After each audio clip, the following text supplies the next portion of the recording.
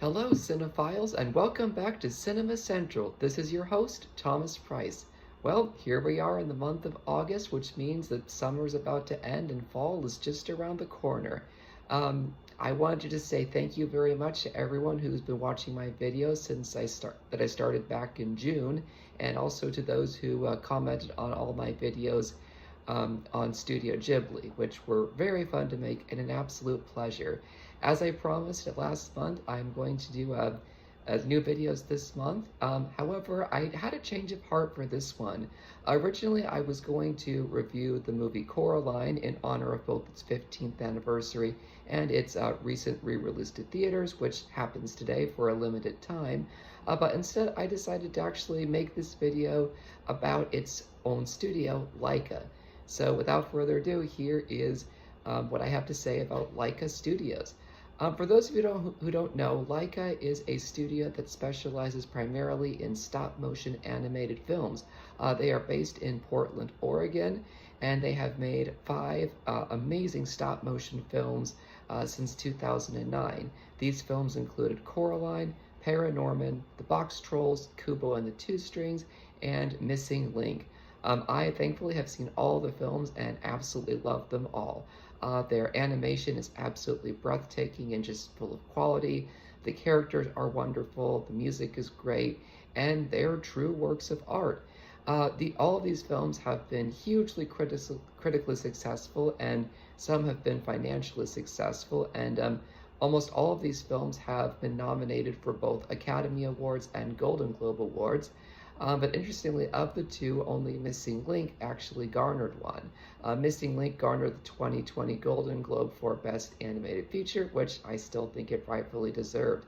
Currently, Laika has a new film called Wildwood in the works, which they say is set to release to theaters hopefully next year. But if we don't get it then, hopefully 2026.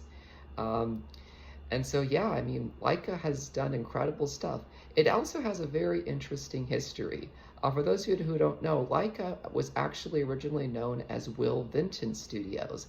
It was founded by Academy Award-winning animator Will Vinton in Oregon in 1976. Vinton himself had a huge passion and love for not just animation, but for clay.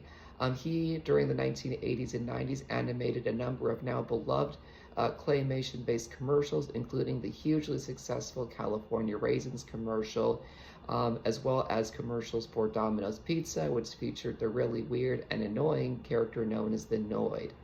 But sadly, by the late 1990s, Will Vinton was struggling with his company, and around 1998, Nike founder Phil Knight actually made an offer and ended up buying the company, and not long after that, Phil's young son, Travis Knight, joined Laika as a junior animator.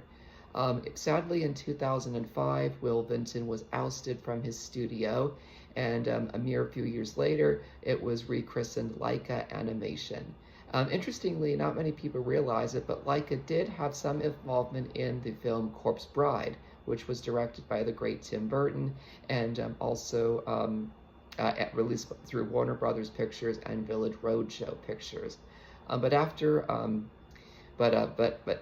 Corpse Bride, Laika wanted to strike out on their own, and the first film they ended up making was Coraline, which spent about 2 years in pre-production before beginning an 18-month-long production in the mid to late 2000s. Coraline itself was originally released on February 6th, 2009, to wonderful and huge critical acclaim and grossing millions of dollars at the box office. As I mentioned before, it itself was nominated for both the Golden Globe and Oscar for Best Animated Feature, but it lost both awards to Disney and Pixar's Up. However, in 2010, Coraline did earn an Annie Award for its wonderful musical score composed by the great Bruno Kulai. A mere 3 years later, Laika released a film called Paranorman, which was also a critical and financial success and earned an Academy Award nomination as well. 2 years after that, we got The Box Trolls, which was also a critical success and yet at the same time struggled at the box office, but nonetheless earned some award nominations. Then in 2016, we got the truly amazing and groundbreaking Kubo and the Two Strings. which Laika claims to be one of their lowest grossing films to date, but definitely one of their most critically acclaimed films of all time due to its incredible stop motion special effects. And then in 2019, we got the film Missing Link, which, despite being well received by critics, was a financial failure due to lack of ticket sales and also the costs of casting big high-profile actors. So as you can see, Laika has made 5 films over the time, and amazingly, I mean, people know and love these films because Laika itself has some really strong aesthetics, which include having quality animation, enduring characters, and of course, wonderful musical scores. And I think these 3 aesthetics are what make Laika stand out as an animation studio. So I'll go right into the quality animation. You see, Laika still is probably one of the only studios in the world that actively practices stop motion animation, which is sadly a bit of an endangered art form due to its costs and also the rise of all digital animation. Personally, I love stop motion animation right alongside of hand-drawn animation because it is very much a labor of love for people. For those of you who don't know, stop motion animation itself is an incredibly complex art form. Basically, it involves moving a piece of a 3D puppet and taking a picture at 24 frames per second. Now imagine doing that for an hour or even 2-hour film. You're going to have thousands, perhaps even hundreds of thousands of individual shots, which make it absolutely beautiful. Like all stop motion animated films, Laika crafts pretty much everything by hand, the puppets, the props, the sets, I mean everything. And when you watch videos of their production, you definitely see that the artists at Laika all love absolutely making things by hand. But they also have a few things that make their films unique. For example, when it comes to making their expressive characters, they actually use a 3D printer to create individual interchangeable faces. This is hugely noticeable in Kubo and the Two Strings, in which the character of Kubo has, I don't know, probably thousands of different interchangeable faces, and yet it makes the character look all the more believable. Another film that really shows Laika's quality animation is Coraline. I mean, each and any way, it's full of quality animation, but I think one of the most truly beautifully animated scenes in the film is the moment where Coraline visits a fantastic garden in the other world, which features hundreds of live flowers and plants, water-spewing jack-o'-lanterns, and just absolute magic. When you look at that, you can definitely tell everything was done and planned carefully. Also, it is worth noting that Kubo and the Two Strings also features truly some of the most complex quality animation that Laika has ever attempted, especially when it comes to the origami-like creations that Kubo uses to entertain to entertain people. I mean, when you look at these creations, I mean, they look like actual origami, and yet move literally like actual stop motion puppets. Also, for those of you who have seen Kubo and the Two Strings, you know that in the film, the titular character, along with his 2 friends, Monkey and the Beetle samurai character, face off against a massive skeleton, which, as I've read, is Laika's largest puppet ever built. I think it stands around 9 or 10 feet tall. And so right there, that shows that Laika is dedicated to pushing the boundaries.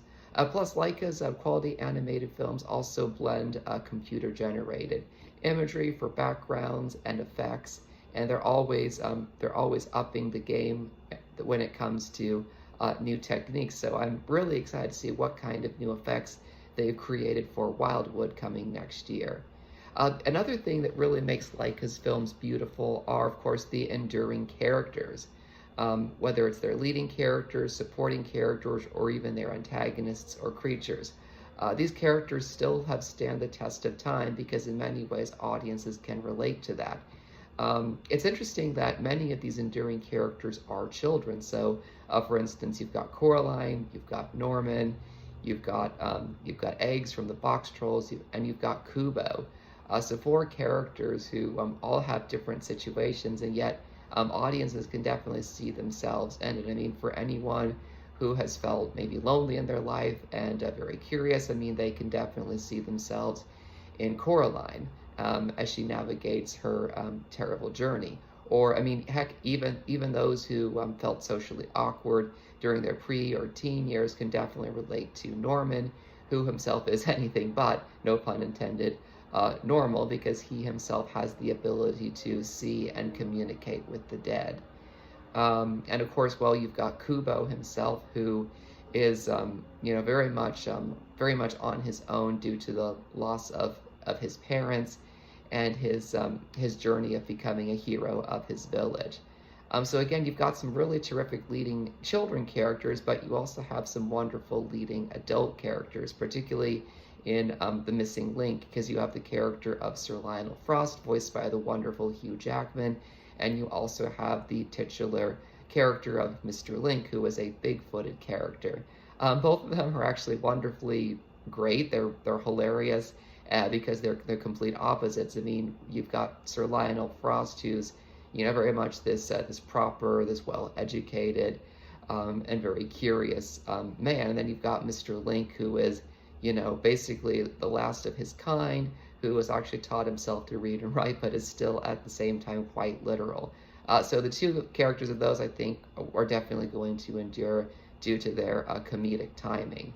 And of course, well, it is worth noting that even some of Laika's villains can definitely stand the test of time, particularly the other mother, who, oh my goodness, what can I say? She still gives me goosebumps. She's just genuinely frightening and evil, and yet she's also so memorable. I mean, the fact that she starts out as, the sweet, loving, very fun, motherly character who makes Coraline feel welcome in the other world, but as we discover, is actually an evil witch who lures children in and literally traps them there forever.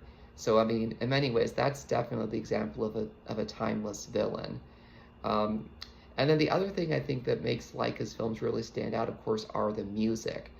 They use different people to score their films, but I think their films that have the best scores are Coraline and Kubo and the Two Strings.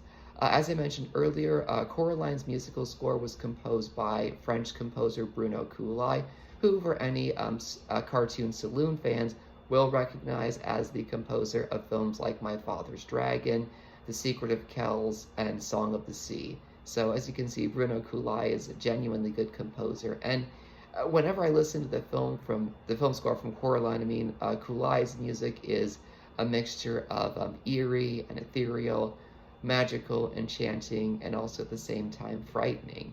And the fact that he was able to get basically a sort of this French children's choir to sing gibberish words makes it all the more incredible. And of course, you also have Kubo and the Two Strings score composed by the great Italian composer Dario Marinelli. That film score sounds very much like an old epic film paired with Japanese music. You've got, definitely some like shamisen sounds in there, and yet this, sweeping, fantastic, excellent score. So again, as you can see, Laika's films have really wonderful musical scores. So I mean, those are the main aesthetics that I think make it so good. And I think another thing I'd like to add is how Laika really likes to create original stories.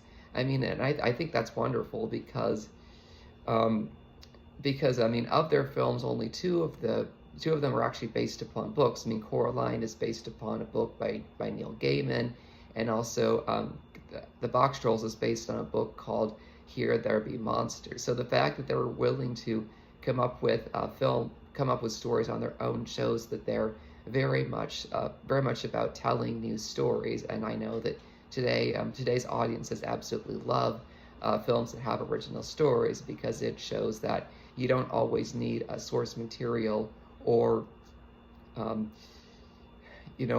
or just a reused or rehashed idea. Again, Laika is very much dedicated to originality.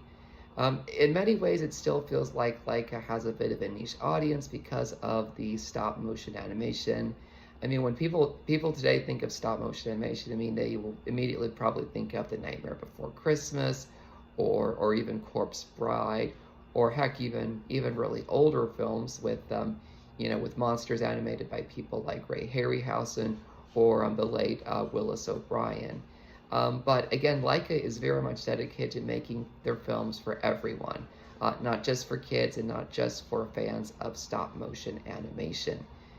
So that basically wraps up my review of Laika. I really hope you all enjoyed this video. If you have not seen Coraline already, I highly encourage you to go see it in theaters for a limited time. Check your local listings. I think you'll really love it. It's a gorgeous film, and I cannot believe it's been 15 years since it came out. I mean, I was in high school when it first came out, and absolutely just love it. And I think it's definitely worth watching for anyone. Also, keep your eyes and ears open for news about Laika's next film, Wildwood, which I said will hopefully be arriving in theaters next year. Tune in next time. I've got a review. I've got a review of filmmaker Tim Burton in honor of his birthday, and after that, we'll also be providing a review of his film Beetlejuice in honor of the release of its upcoming sequel, Beetlejuice. Beetlejuice coming to theaters September 6th.